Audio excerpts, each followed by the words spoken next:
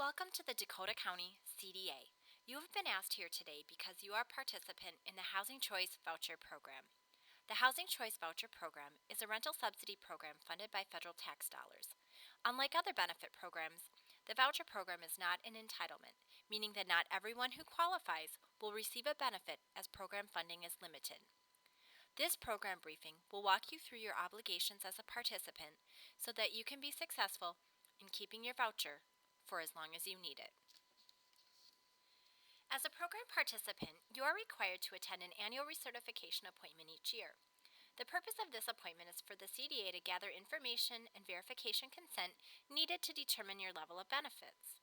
It is also a chance for you to review program requirements and your responsibilities while on the program. After this slideshow, you will meet with a housing specialist to sign your recertification paperwork and to get answers to questions you may have. As a part of this slideshow, we will discuss 5 important topics. These include rent calculation, change reporting, the move process, inspections, and retaining your assistance. Let's begin with rent calculation. To calculate your rent portion, the CDA is required to verify certain information. This includes the composition of your family's household, all income received by household members, and all assets and expenses for your household. It is important to be thorough in reporting these items, as your rent is calculated based on this information. To estimate or annualize your income for the next year, the CDA looks at previous patterns in income. This means that all sources of income received during the year are included in your annual income total. From this total, your average monthly income is determined and your rent portion is based on this amount. So while your actual income may vary from month to month due to varying hours, your average income calculation and your rent portion will remain the same throughout the year. Therefore, it is a good idea to plan ahead and to budget or save money for months when your actual income may be less, but your rent portion may not change.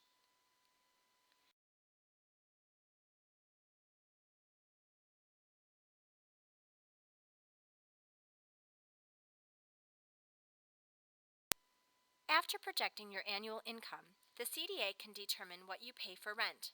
As a program participant, you will always pay a minimum of 30% of your income towards the gross rent.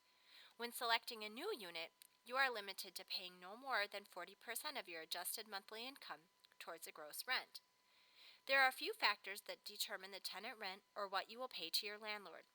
These include the gross rent, the CDA's payment standard, and the maximum CDA payment.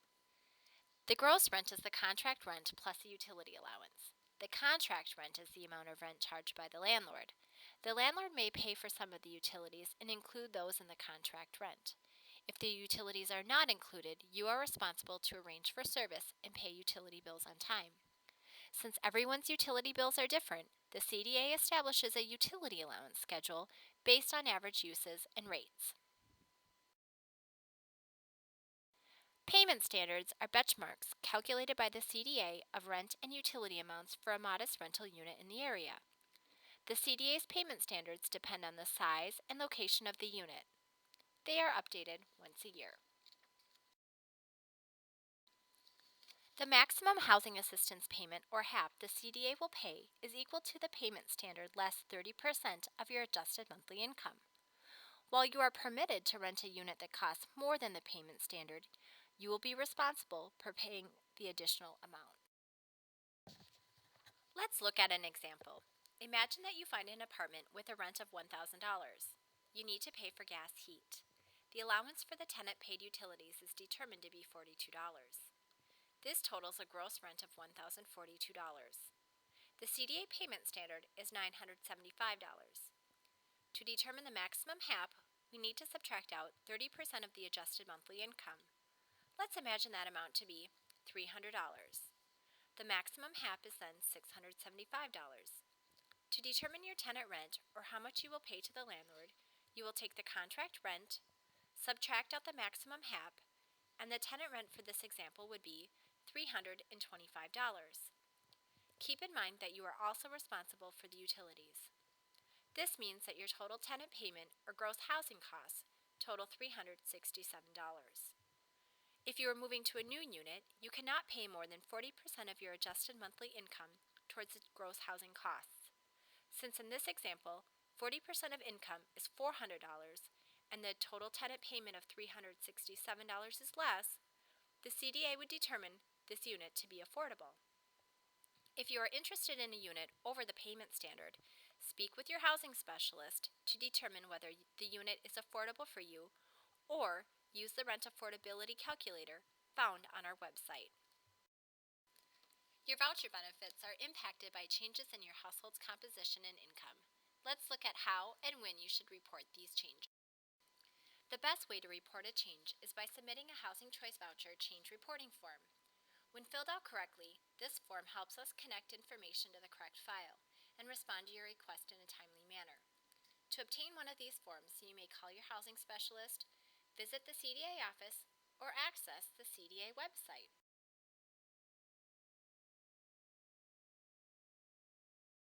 To download forms on our website, go to www.dakotacda.org. On the main menu, hover your mouse over Programs and Services. From the menu, click on For CDA Residents and Clients. Finally, scroll down to the bottom of the page and select a document to view or print. You will also find vacancy listings, payment standards, utility allowance schedules, a rent affordability calculator, and the CDA's administrative plan in this area.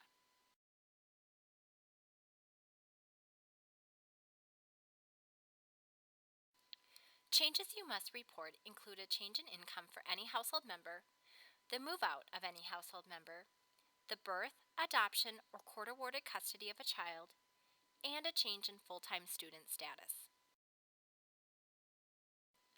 You must request prior approval from the CDA before making the following changes: adding a new person to your household, having a visitor in your home for more than 15 days in a 12-month period, or if any household member will be absent from your home for more than 30 days. These requests may also require permission from your landlord. If you do not have prior approval, you may risk eviction and/or loss of your housing assistance. Please remember that you must report a change in writing within 30 days.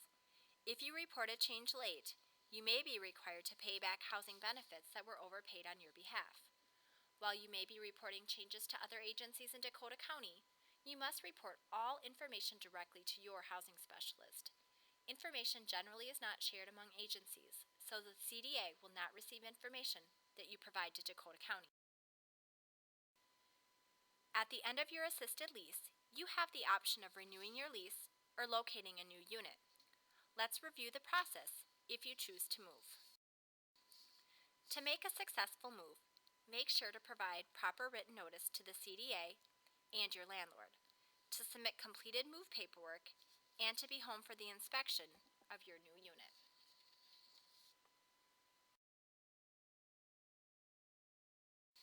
Step 1 is to provide written notice to the CDA. CDA policy requires a written notice to move 2 months and 1 day prior to your move date. This means that if you are moving June 1st, you must submit your notice by March 31st. April 1st is too late. Remember, you must also give notice to your landlord.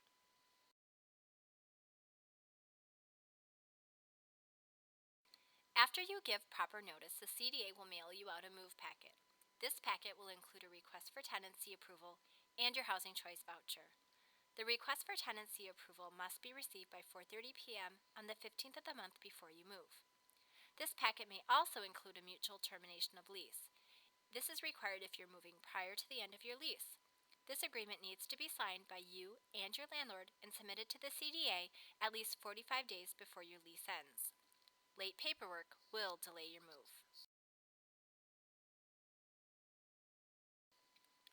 Step 3 is an inspection of the new unit.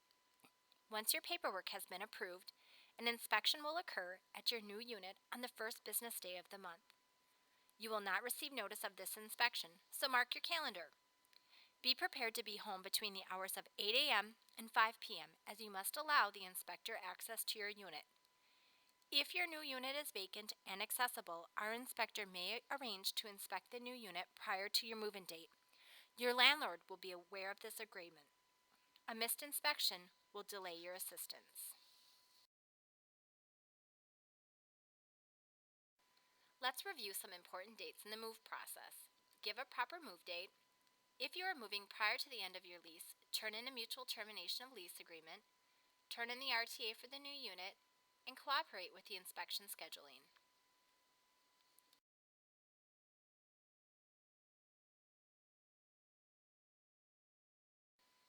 Keep in mind that you must sign a 12-month lease. Your lease must begin on the first of the month. You can move only once in a 12-month period.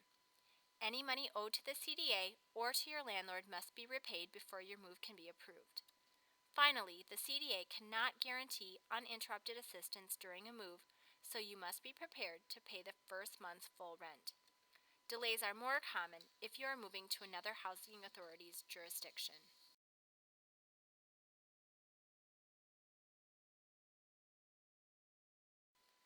Housing Quality Standards, or HQS inspections, are performed on all assisted units to ensure that your home is decent, safe, and sanitary.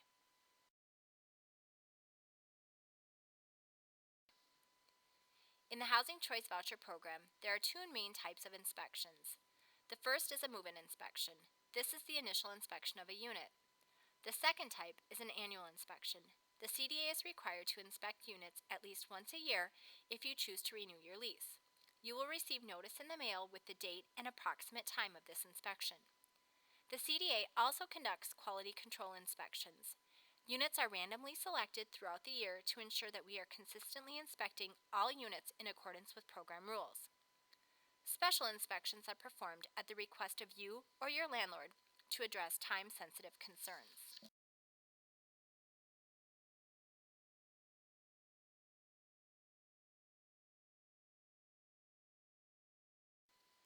For inspection of your unit to occur, you must allow the inspector access to your unit.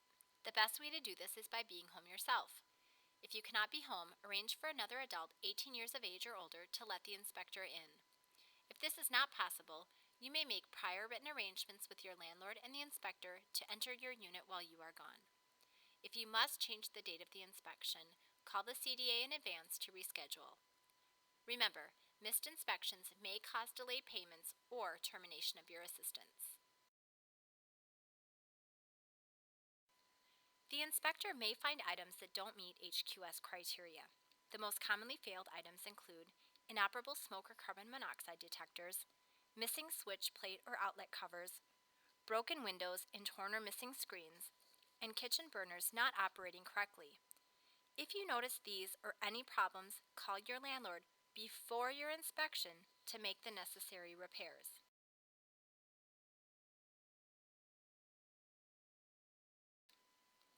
At the CDA, we want you to be successful on the Housing Choice Voucher Program. Let's review some simple steps for retaining your assistance. To fulfill program obligations, remember that it is your responsibility to attend all CDA meetings, to supply information required to calculate your subsidy. When changes occur, be sure to report them in writing within 30 days. Cooperate with your inspection. Refrain from illegal drug use, alcohol abuse, and violent activity. Make sure all household members and visitors to your home also comply. Avoid threatening or abusive behavior toward your landlord, neighbors, and CDA staff.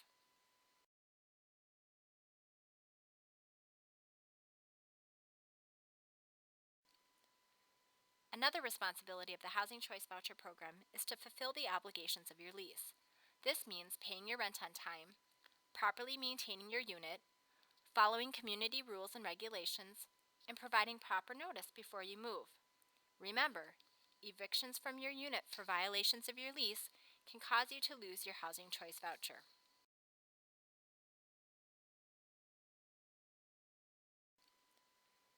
Another responsibility of the Housing Choice Voucher Program is to fulfill the obligations of your lease. This means paying your rent on time, properly maintaining your unit, following community rules and regulations, and providing proper notice before you move. Remember, evictions from your unit for violations of your lease can cause you to lose your Housing Choice Voucher. The average participant receives $6,500 per year in rental assistance benefits just by following the rules we have reviewed. If you have questions about this information, please discuss them with the housing specialist during your appointment. Thank you so much for your participation in helping in making our program a success. You may now return to the lobby and wait for your name to be called.